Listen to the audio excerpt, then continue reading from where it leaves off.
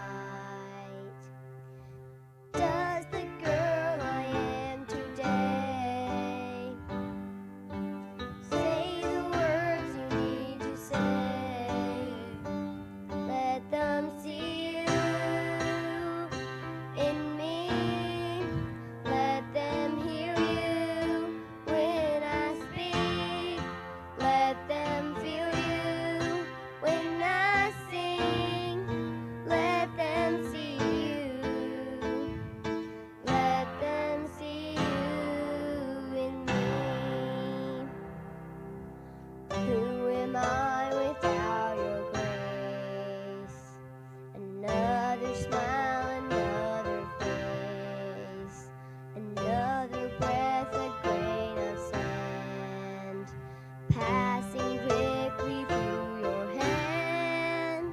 I give my life an offering. Take it all, take everything. Let them see you in me. Let them hear you when I speak. Let them feel you when I sing. Let them see you. Let them see you in me. With every breath I breathe, sing a simple melody, but I pray that they'll hear more than a song in me, in me. Let them see you in me. Let them hear you when I speak. Let them feel you when I sing. Let them see you. Oh, let them see you in me. Let them hear you when I speak. Let them feel you when I sing. Let them see you. Let them see you in me. Let them see you in me.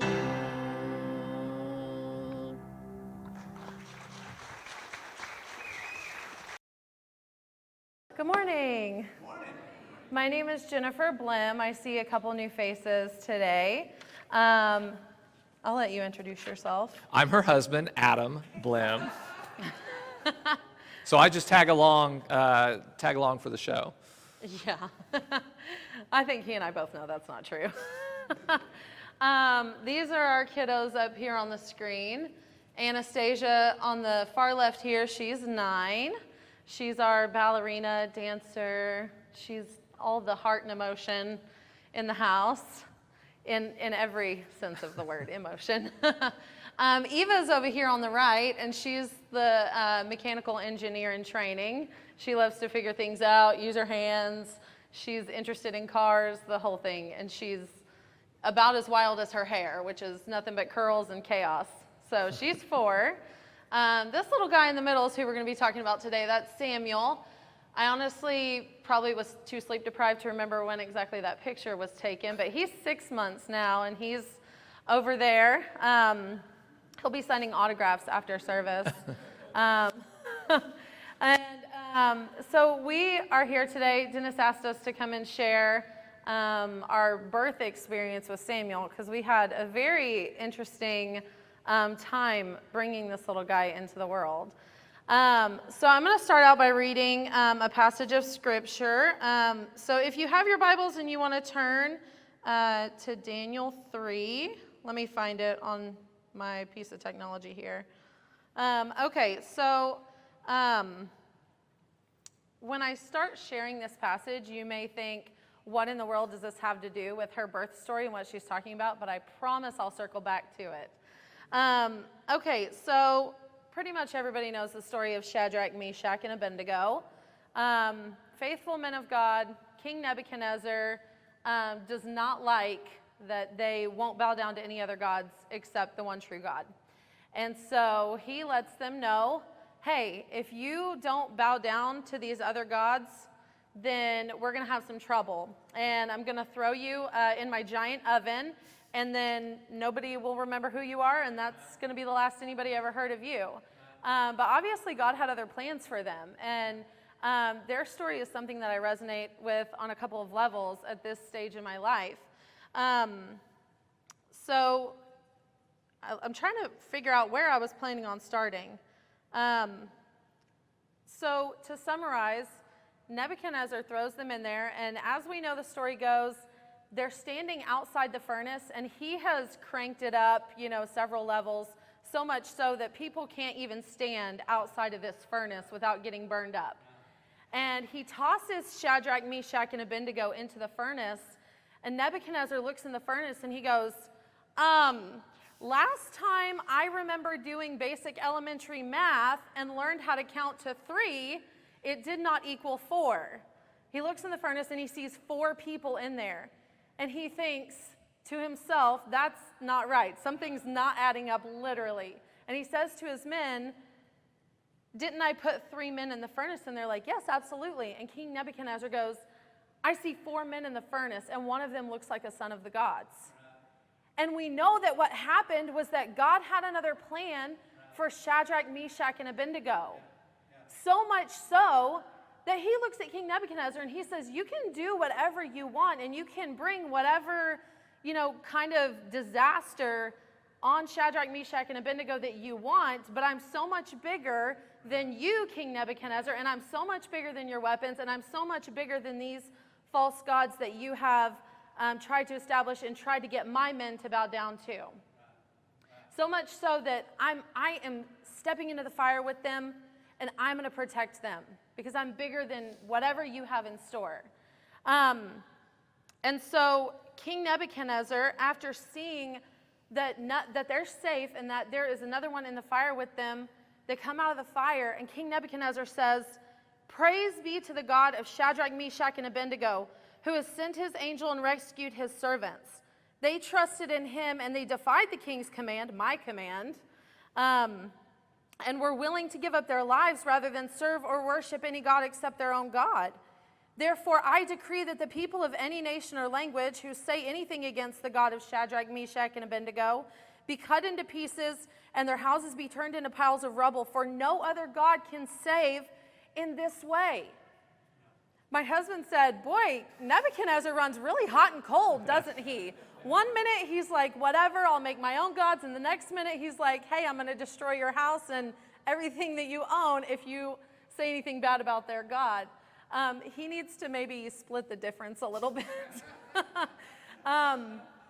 But the thing that resonates with me in my own life now, after November 30th, which is Samuel's birthday, by the way, is that when Nebuchadnezzar looked at at the way that God had provided for his men and the way that he had protected them miraculously, he said, no other God can save in this way. And that became a huge reality for me going through this experience. No other God can save in this way. And there's no other way. I'm convinced that I would be standing on this stage today unless it was the same God that Shadrach, Meshach, and Abednego had with them in the fire was the same God that I had in the hospital with me that day. And so I just wanted to share that passage with you before I dive into all this. Feel free to step in if there's any interjections. It's all right. I will. He will. We interrupt each other a lot. It's all good. Okay, so, we lived in Tulsa for a long time, and we moved to Arkansas in May of 2019, so about 2 years ago. And shortly after we moved, we decided that we were actually already trying to have a third baby. We didn't want to wait too long. We don't want crazy age gaps, so we thought, while he's a full-time student at the University of Arkansas and we're living in this brand new place, why not also have a baby? So we decided that we're going to try to have a third baby. Well, I got pregnant shortly after we moved to Arkansas, and I had a miscarriage before I had Anastasia. So she's actually was my second pregnancy. Well, then I ended up miscarrying the baby that I got pregnant with shortly after we moved to Arkansas, and really struggled with that emotionally. But I committed to myself because I got in a dark place the first time I had a miscarriage. And I really lost my faith in God and lost myself for a while. And I vowed that was never going to happen again. I didn't want to get to that place again. So I did a lot of praying and a lot of grieving and trying to just heal emotionally from that. And we had a lot going on in our family, as everybody in this church knows. And so I got pregnant again a few months later. And I also lost that baby in January. So I was, had struggling with just losing 2 babies. I ended up going to a grief counseling class at our church, a grief share class that really helped me to heal from that. But I decided I was going to take off some time from trying to have babies because I just didn't know how much more my heart could take. And I needed to be a present mom, and I needed to be a present wife, and I couldn't just lose myself in my grief. You know, I had people depending on me, so I wanted to take some time off. So this was in January of 2019. So apparently the amount of time I decided that I was going to take off from having children was different than the amount of time that God thought I should take off. So I got pregnant again at the very beginning of March. Apparently my math is not very good either, and I'll just leave that there. I had a pretty normal pregnancy. Everything was healthy. My doctors put me on a supplement at the beginning of my pregnancy just to make sure that baby was healthy, and he was thriving. And I decided, so my girls were both C-sections, scheduled C-sections, and I started doing some research on natural labor after having C-sections. And I know that there's very mixed opinions on this, but we started digging into it when I was about 32 weeks pregnant. So if you know the saying, wait till the 11th hour, this was the 11th hour, and we waited until that time for me to decide I wanted to jump ship on all these things and try something that I thought was going to be lower risk and better for me, better for baby, and I would be able to recover and be available for my family.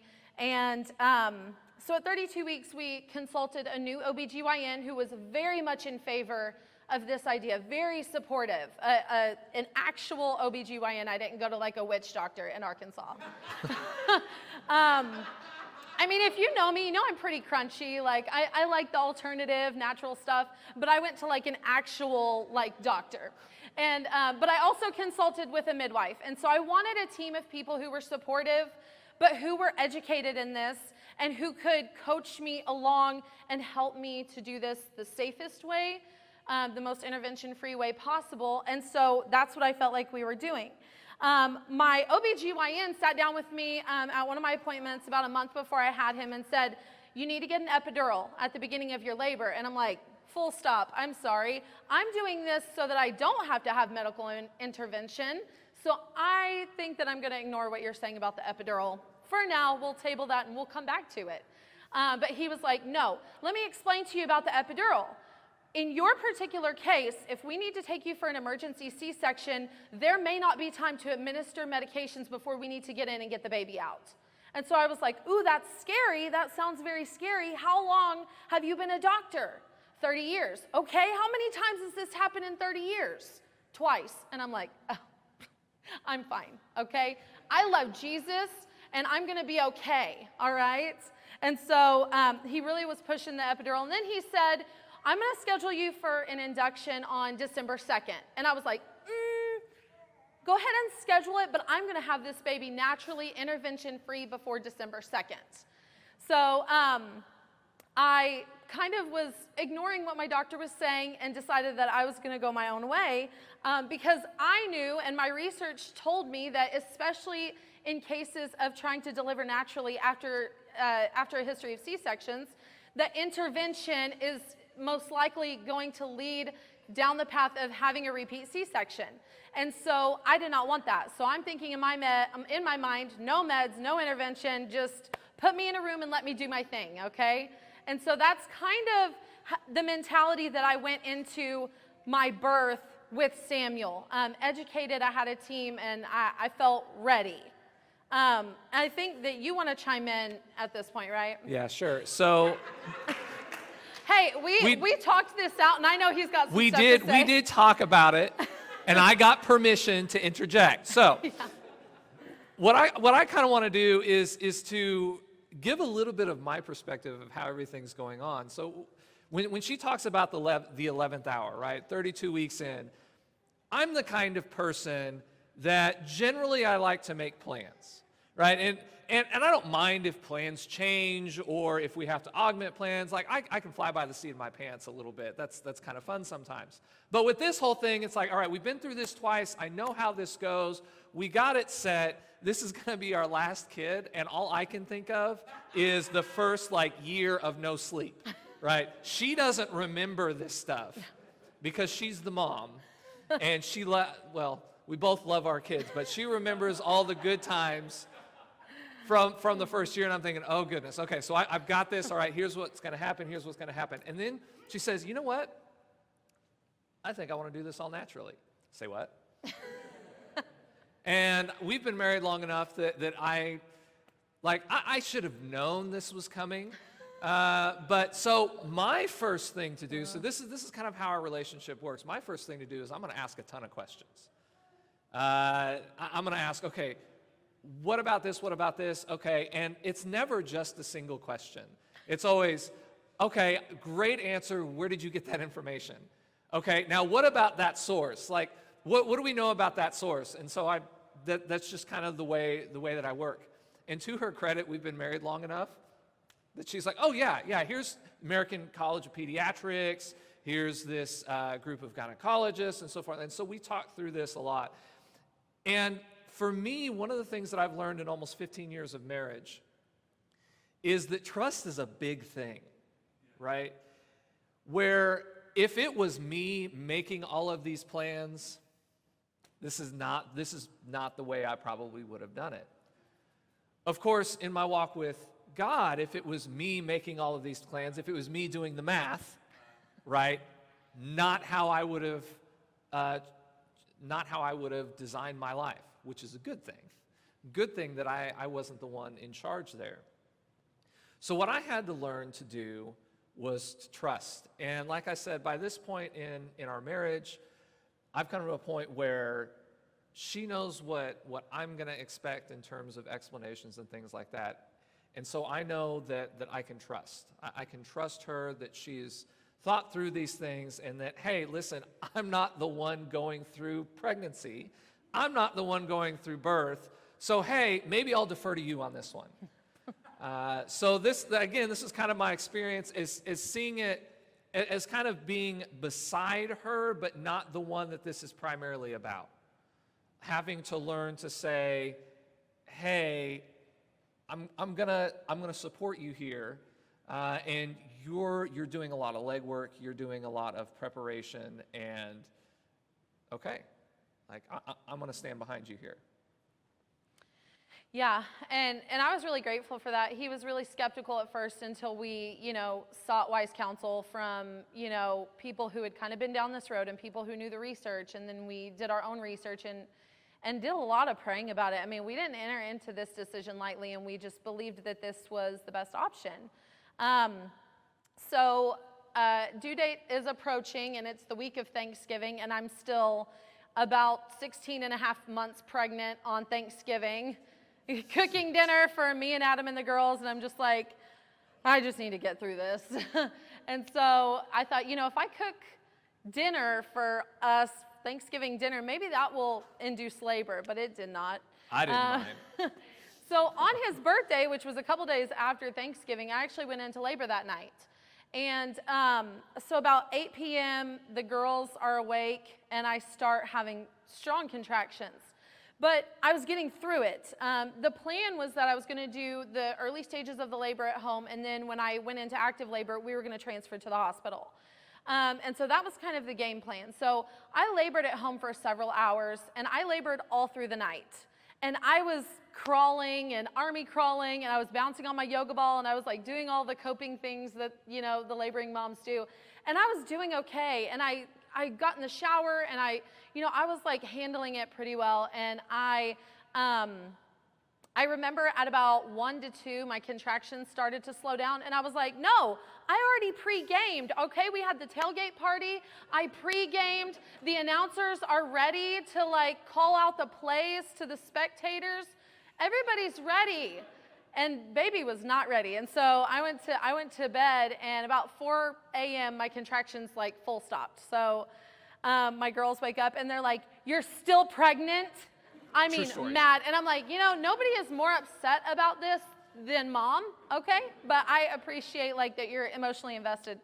And so a couple nights later, I think it was a day or so later, I started laboring again. And I've done the Braxton Hicks thing. I know what Braxton Hicks are, and these weren't it. These were rhythmic, routine, and getting steadily stronger and steadily closer together. And so started laboring again about 10 p.m., a couple nights later, and I labored until about 1 in the morning, and I went to sleep, and my contractions stopped. And again, my kids were like, no, baby, he's never coming. Is he ever going to come out of you? And I'm like, I don't know. I'm going to have college applications delivered to my body, I guess. I don't know. So, so really trying to like coax this baby out.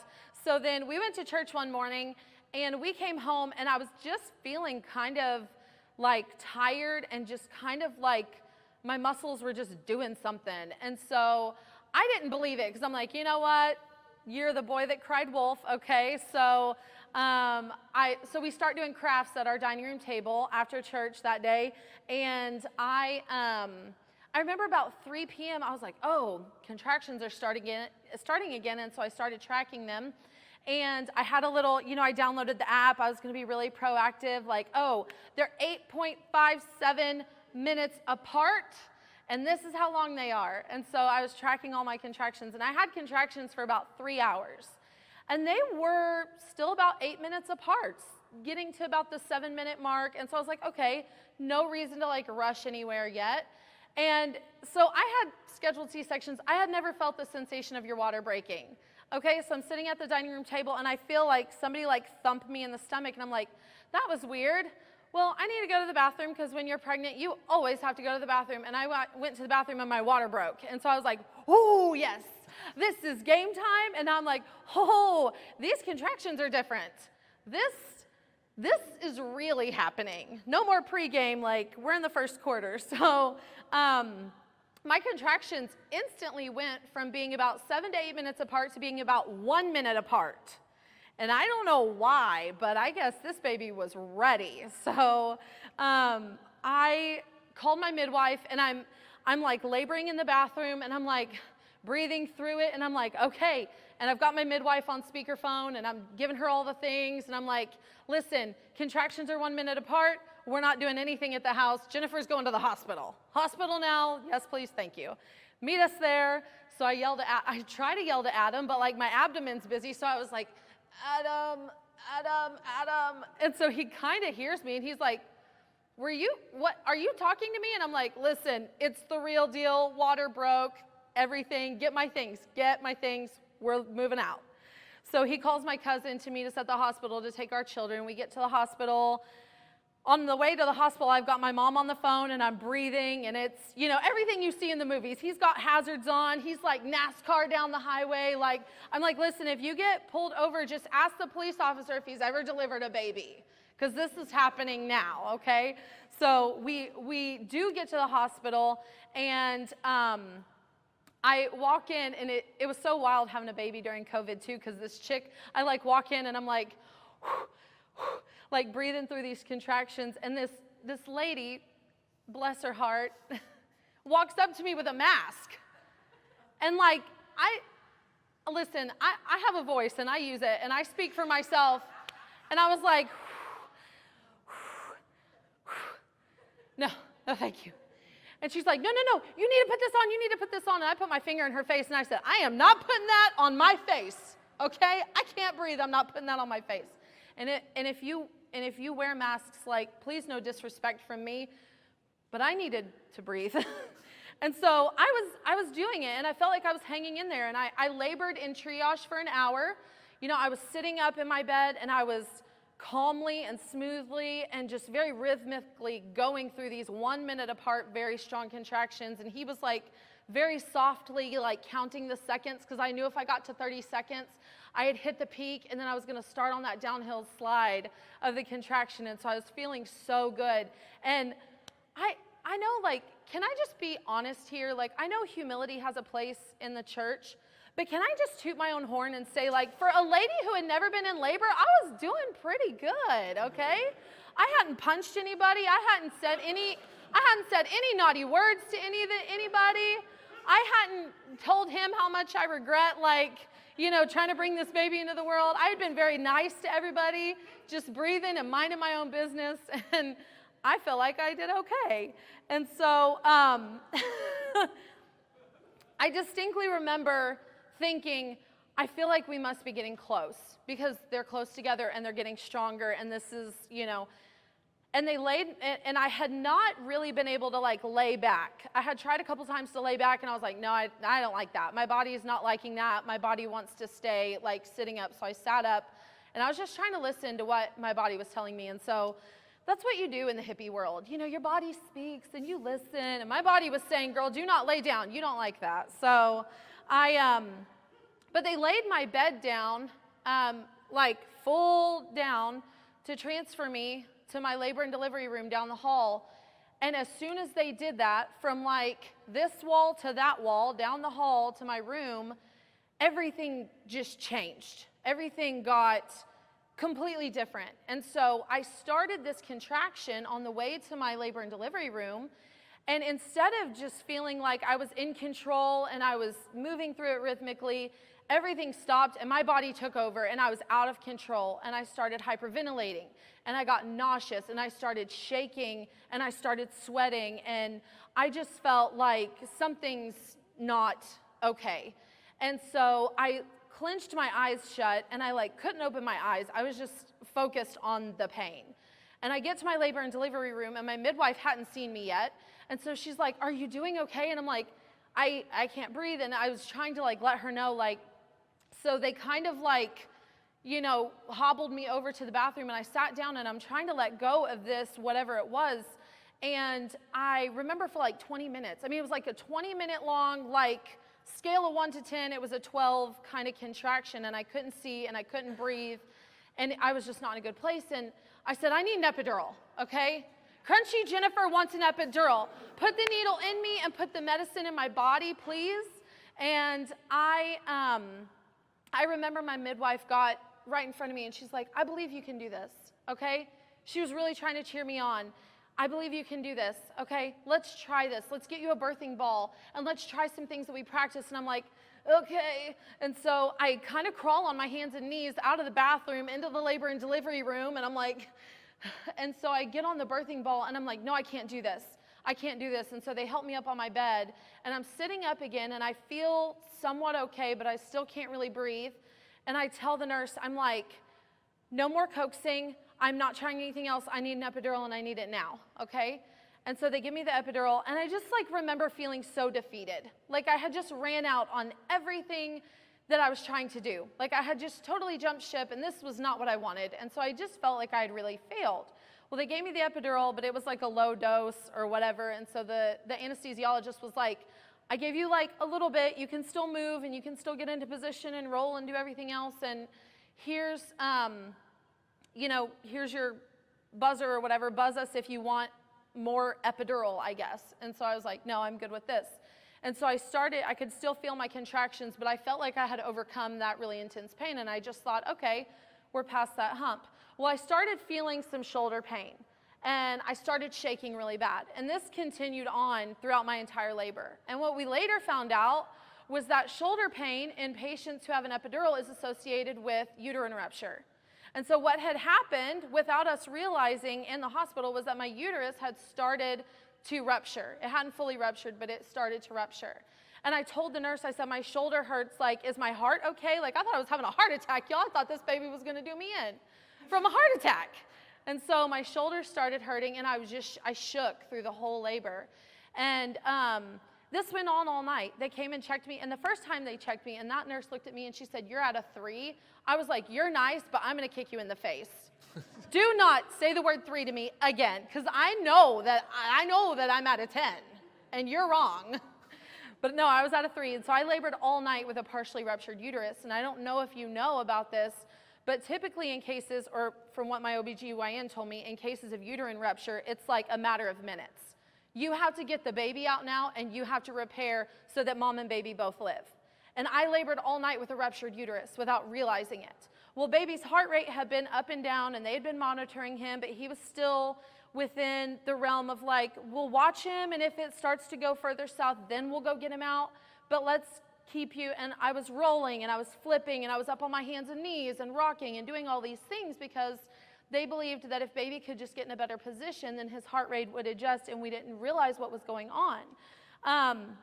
The further into labor we got, the closer they monitored him. And I could tell that the tone just changed, and I could tell that they were getting a little bit more concerned. So I started getting a little bit more concerned. But I'm like, and I remember repeatedly asking the nurses, is he okay? Like they were watching, and they're spreading out the sheets, and they're all in there circled around the monitors. And I'm like, do what you need to do, but I just need to know that the baby's okay. And they're like, he's okay right now, but we're just watching really closely. So I was like, okay. So we keep going. We labor all night, and it's like, what time was it? Like 4 in the morning? 4-ish? 5 when the doctor came in? Probably about 6. Okay, so about 6 in the morning, I don't remember. Were clocks even in existence in that moment? I don't know. So the doctor came in and he goes, okay, baby's not doing well, it's time for a C-section. And the nurse had just checked me and she's like, you're at 9.5 centimeters? And like all my contractions were on top and like my body was like, yes, this baby's coming, let's do it. And so when the doctor came in and was like, time for a C-section, I was like, no, you're about 4 centimeters too late, so we're doing this. And so he was like, listen, you've tried everything and you've done really well, and we have watched and watched, but now we're just too concerned. His heart rate's not doing well, and we just don't think that labor is going to be good for baby. And I was just really kind of stunned, like emotionally. I really had a hard time with that. And so I took a minute back, and we were kind of asking a couple questions of the doctors. And so they started prepping me, but they weren't moving insanely fast, you know. It took them about 30 minutes. Anesthesiologist came in and talked to me, and the nurses were getting me ready for transport, and they were getting everything switched over to C-section.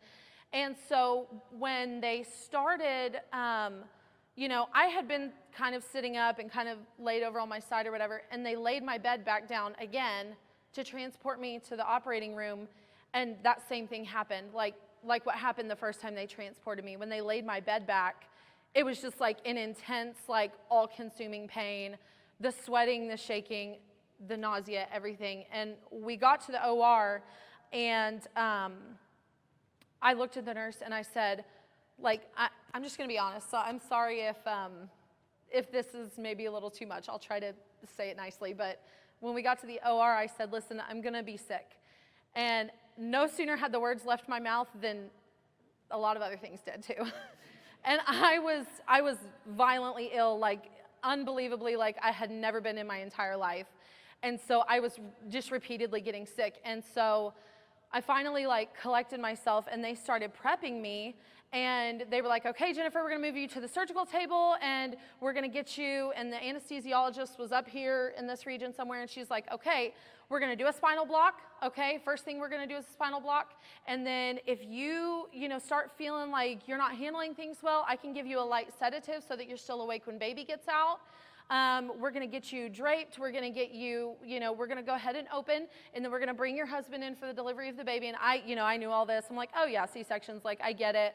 And they moved me over to the surgical table, and I was like, ugh, something doesn't feel good. And when the nurses went, and they were moving faster than they did in my routine C-sections, but not insanely fast. And when they put the drapes across my abdomen, I just like started yelling. I felt like my body had been cut in half. And I just started like screaming in the operating room. And I think the doctor like knew. And the doctor just like shouted over the entire room of people. And he was like, we're moving fast. The baby needs to come out now. And I was like, oh, okay.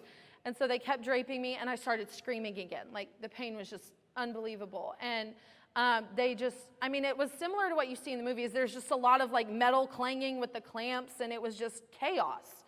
And I remember the anesthesiologist said, can you feel that? She said, I've pushed your spinal block. It'll take a minute, but can you feel what the doctor's doing? And I said, yes. She said, okay, he's pinching you. Can you feel that? And I said, yes. And she goes, can you feel that? And I said, yes. And she's like, okay, we don't have time. We have to get started. And so she said, we're going to have to open you. And I said, I'm going to need that sedative now. So if you could go ahead and put that cocktail in, that'd be splendid. So she did. She pushed the sedative. And I started to kind of like, feel fuzzy. And I couldn't feel it like acutely, but I could feel them starting the surgery. And they brought Adam in, and they were just moving crazy fast. It was chaos. They weren't doing a whole lot of like talking. They were just working. And they brought him in, and he grabbed my hand, and I felt them pull the baby out, and I heard Samuel kind of, and then they took him out. I didn't get to see him. They didn't do the normal like, here's your baby, congratulations. It was like out and out. And then they said, okay, Dad needs to get out right now. And that was the last thing that I remember. And they put me to sleep. And so I'll let you, I know you want to interject with some things there. Yeah, right in the middle of the story, right? So rewinding just a little bit to where the labor started, she's right. She had some contractions earlier, and so by the time we get to D-Day, you know, she's kind of not feeling good that day or whatever. It's kind of like, okay, we don't know what's really going on. She ends up going to the bathroom. So this is what I know, right? She goes to the bathroom, and then I kind of hear something because I'm in the kitchen and she's in our bedroom bathroom, and so I hear, not usually the volume of sounds He's not wrong. that we communicate with, right? So I'm like, that's weird. So I kind of walked in the bedroom. I said, did you say something? She goes, my water broke. All right, okay, I guess it's game time. She's like, and she started telling me what to do. I was like, I got it. So it takes her a while. I've got the kids gathered up. I don't even remember, you had a bag that was ready to go, and we got in the car, and I got to live my NASCAR dream as we're driving down the highway. I'm like, hey, I have got a legitimate excuse to drive this way. And it wasn't quite as thrilling as if I didn't have a pregnant wife who I thought was getting ready to give birth in the car. Right? So it was like, legitimately, okay, we got to get there because I don't know what I'm doing. So we drive down the highway. We get to the hospital in record time. I am a little proud of that. Maybe I shouldn't be, but we did get there. She walks in by herself because I've got 2 young children in the car, and I need to get them dropped off with her cousin that was going to watch them, who met us at the hospital. So I'm outside while she's getting checked in, get the kids all set up, get parked, walk in, because it's crazy cold outside, and I find her, and she's kind of in the holding area, if you kind of understand what I'm talking about. And I walk in, and she's there. She's standing up, and she's like, you can tell she's in the middle of a contraction. She's breathing. And let me tell you, when she says she doesn't, like, she's going to toot her own horn, like, legit, I was impressed. I mean, this is and she's sitting there. You can tell when she's having contractions, but she's sitting there breathing through it. And I've been given instructions, hey, go ahead and start counting seconds. And she would, like, touch me on the hand, no yelling, no nothing like that, just very calm. And I was like, wow, this is, of course, I don't know exactly what to expect, but this is not what the TV shows all make it out to be. And so she's dealing with it, and I'm counting. Of course, I've accepted the fact that, hey, listen, there's not really anything I can do, if that makes sense. So if any of you are like me, especially a lot of the guys like me, if there's something that's wrong, it's like, hey, I'm going to jump in and fix it. Like, I can't fix it. So just being there to support her and seeing how well that she was doing through this whole thing, I'm watching her labor, and I'm just try to there to support her, to encourage her, kind of counting. I did learn how to count very well, and doing that sort of thing. The nurses coming in, trying to help her tell the nurses, what she had planned, and then they decide they're going to take her up to the room. So we go up to the room, and like she said, everything changed. When I got up there, actually I walked up with y'all, she went to the bathroom and couldn't get up. And you could definitely tell something was completely different. And so again, all I can do is watch. And they asked her, do you want an epidural? And she was just kind of sitting there thinking, no. And this, she actually did refuse it a couple different times in this 20, 30 minute span, because she had her mindset, and when she gets her mindset, she's going to follow through. And in this case, even as bad as the pain was, what she was going through, she was still set on, hey, I think this is the best thing for my family. I believe this is the best thing for myself and for my unborn child. So regardless of how painful it is, this is what she was really wanting to do. And what you had told me was that it wasn't like it was contraction, then a break, then contraction. It was just one steady contraction is what it felt like for about 20 or 30 minutes. Until finally she said that she would go ahead and take the epidural. And so once she did that, it seemed to you could tell it took the edge off. You could still feel some things. And so I was still, doing my counting for whenever there'd be contractions or whatever. And we're just kind of sitting and waiting and playing the birth song list, the 3-hour list over and over and over. In fact, by the way, to this day, if we want to get Samuel to sleep, especially in the car, if we play music off of that list, it's crazy. It'll knock him out. So we're doing that, and I remember you complaining of pain in your shoulder, but I didn't know what to think of it at the time. Really didn't know. All I knew is that stuff had changed when she got up there, and when she asked for the epidural, like, hey, listen, you were doing awesome. If you need that, go for it. Like, that's where I was at. So that whole thing goes down, and then the doctor comes in to check on Samuel toward the end. It says, and if I remember right, what he said was, hey, listen, his shoulders are too big, or I think his head is too big. We're going to do a C-section. And I mean, that was kind of it. Walked out the door. Jennifer looked like she just instantly, you could tell, just defeated. Because by this point, if it was 6 or 7 in the morning, she had labored 12 hours, 12, 13 hours to say, hey, we're going to go ahead and do this as a C-section anyway. And you could tell that it was really, really hard. And again, I can't do any. I tried to just be there and to watch as this is going on. They came in to get her for the C-section, and this is a routine that I'd been in 2 times before, so not too bad. They seemed to be moving fairly quick, but it wasn't anything. I think it took us about 30 minutes from the time he said, hey, we're going to do this, till they wheeled her back.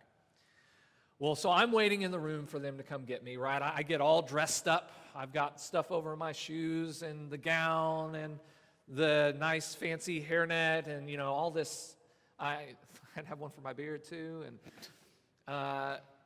I'm waiting and waiting and waiting. And finally the nurse comes in and gets me. Now, my mom was a nurse. And I was basically raised in a hospital. And if any of you have ever worked in the medical field, there's what I like to call an anxious calm that happens sometimes, where people start moving really quick. There's not a whole lot that's said, very economical with words, and it's just this sense. And as soon as she walked through that door to get me, I was like, uh-oh. She comes to get me, and I mean, it's like, all right, come on, now, let's go quick. She was really nice, but let's go quick. And I'm like, okay. This is new. So we walk out the door, we walk down the hall and into the room, and as soon as I walked in the room, I absolutely knew there was something wrong. So they lead me over to Jennifer. She's like, okay, you can sit here, hold her hand, and they've got this big sheet up, so I can't see anything past the sheet, and she was kind of out of it, and I was like, I don't know what's going on, but I'm just sitting there waiting, and I'm just telling her I love you. In all honesty, part of the reason that was one of the only things I said was, like, at that moment, I didn't know, like, is this it? And I remember I sat down there for maybe 5 minutes, I think.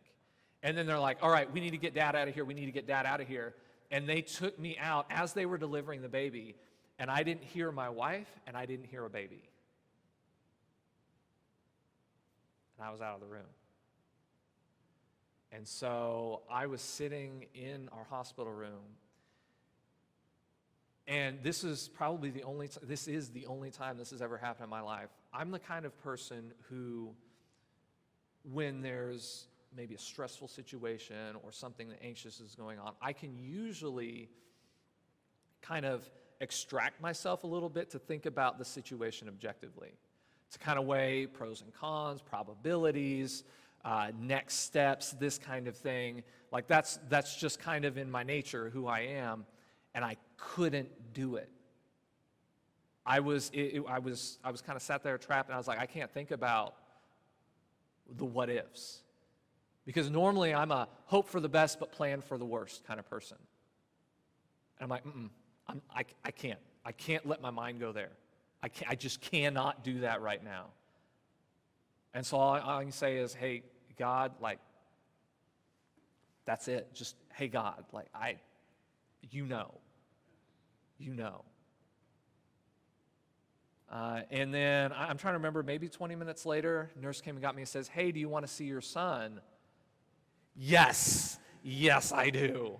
And so I got to see him, as they were rolling him out of the delivery room up straight to the NICU. They rolled him by and I could see him. And he was, in his plastic crib thing that they carry him in. And, I'm just kind of a little bit in shock. So they say, you can reach in and touch him. Okay. So I reached in and grabbed his hand and he held my finger and he was completely silent. Eyes wide open, just probably in shock. And we took a couple pictures and then they wheeled him up to the NICU and I went back to the room to wait. And I think the appropriate term to say was I was shook. Very much so. Because I didn't know what was going on with my wife. There was nobody coming to tell me anything. All I knew was I had heard when they were wheeling me out, hey, get a crash cart. So I knew that this was big. Eventually, and I can't remember how long this was, they let me go up to the NICU to see him. And I think I saw him wheel by. I went up to the NICU later. So I'm sitting in the room waiting for about an hour and a half with the midwife, and not really just saying anything, just trying to get a hold of it all. And then the nurse comes in and she says, your wife's, they're getting her all sewn back up. She's doing okay. We will, she'll be, I don't remember how long she said that we'll be wheeling her in here.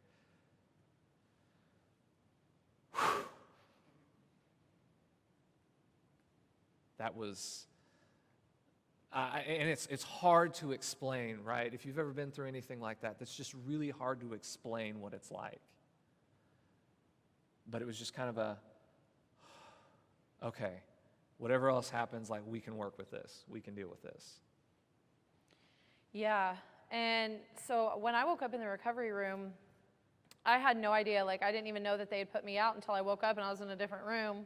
And the nurse kind of got over me and she, I was still kind of under anesthesia. And she said, Jennifer, how are you? I'm like,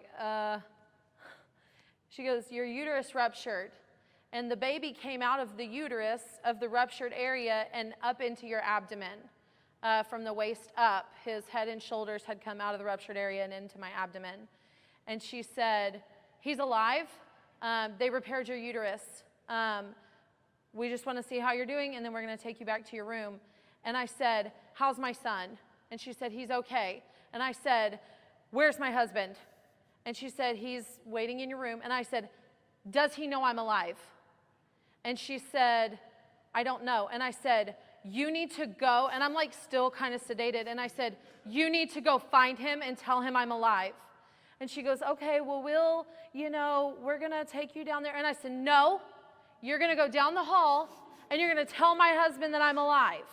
Does he know I'm okay? And she goes, I don't know. And I said, then you're going to go down the hall, and you're going to tell my husband that I'm alive, so he doesn't think he has to raise all these kids by himself.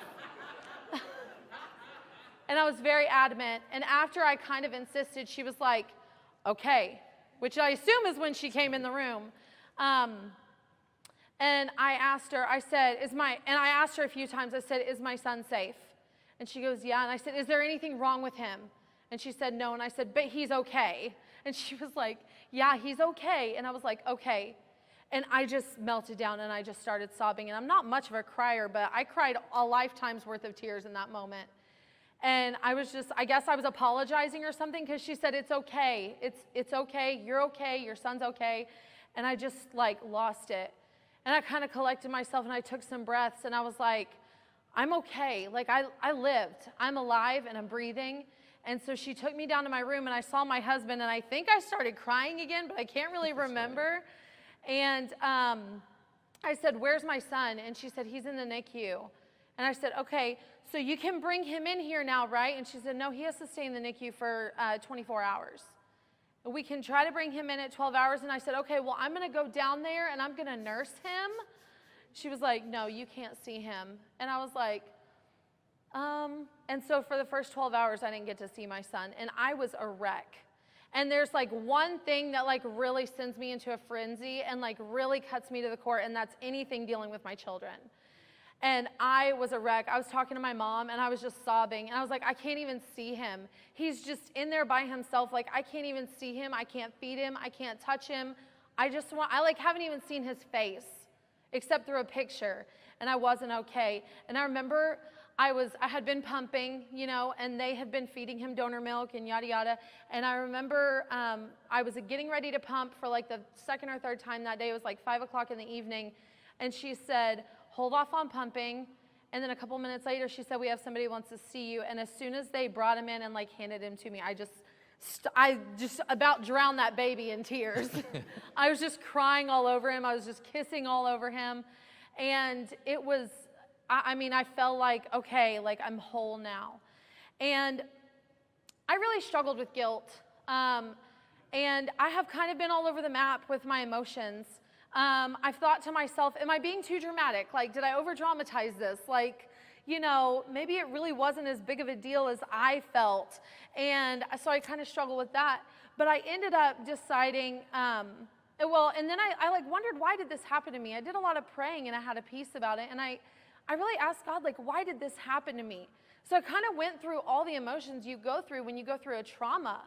And I'm so thankful that I'm married to the man that I'm married to, because he's solid in his faith. He loves me and the kids, but he is knowledgeable about suffering and about trauma and about how that impacts our daily lives. Do you have something that you want to chime in on that? So when we were talking about telling our story today, she told me that she was going to be speaking from Daniel 3. I was like, wow, that's my favorite passage. That's my favorite passage of Scripture, Daniel 3, particularly verses 16 and 17, where Shadrach, Meshach, and Abednego, they tell the king, hey, listen, we're not. You know what? Our God is powerful enough to save us. He is absolutely powerful enough to save us from your hand, O king. But even if he does not, we will not bow down and worship the image that you've created. And that resonates with me, because God is good and God gives good things. But even if Jesus suffered, and he suffered the kind of death that he suffered, then I can't expect to not suffer anything. And it makes me think of, God is telling me sometimes, do you love the gift or do you love the giver? And so she told me where she was going with it, and we're going to talk about the fourth person in the fire. And it reminds me, as I've been thinking, I'm doing research in trauma right now, working on my dissertation. And one of the things that they talk about with trauma and people who experience trauma is, well, it's actually a couple things. One of them is a lack of ability to communicate that experience, right? How do I tell other people what it was like? And that can create a sense of isolation, right? Because I can't really express it, and because there's this gap between me and everybody else. And then second, with trauma is this sense of not just being separated from other people, but actually a separation of you from yourself, if that makes sense.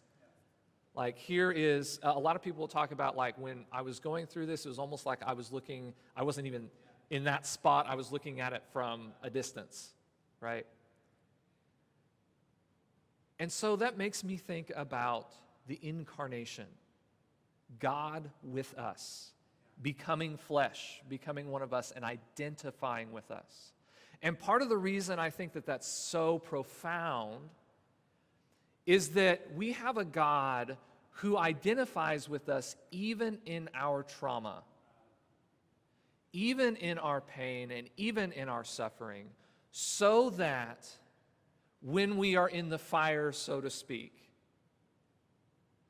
that even if we can't communicate, if all we can say is God, that the Holy Spirit intercedes with us when we can only groan with groans that we can't understand on our behalf, right? That that we are not separated, even if we feel so much even separated from ourselves, that we are not separated from the love of God that is in Christ Jesus our Lord. Yeah, and I know we've gone a little long, so I'll kind of wrap up with this. And I think honestly, really, like, just my ability to share here today is really to kind of zero in on this point, is that you have a choice when you go through something where you feel like you were almost robbed of the rest of your life. You have a choice on how are you going to live. You know, I became a Christian when I was 7. You know, I've tried to really pursue the Lord my whole life, but I kind of got to a place where I was kind of lukewarm, and I would kind of fit my Bible reading in where I could. And November 30th was like, you have a chance to do things differently. That not everybody gets that chance, and so how are you going to do it differently? So I decided, yes, you know, I have to heal from like feeling like it was my fault when it wasn't. I mean, I had to heal from like just the trauma of it. I had to heal physically. But then I really felt like God saying, like, you have an opportunity here to, again, feel what it feels like to be a new creation. And so I have kind of been living in that every day and reminding myself, and I pray, God, every day, remind me that you've given me an opportunity to live my life differently, so how do I want to live today? And so since shortly after Samuel was born, I'm trying to read my Bible every single day. And I'm trying to like love my children in a different way. I'm trying to love my husband in a different way.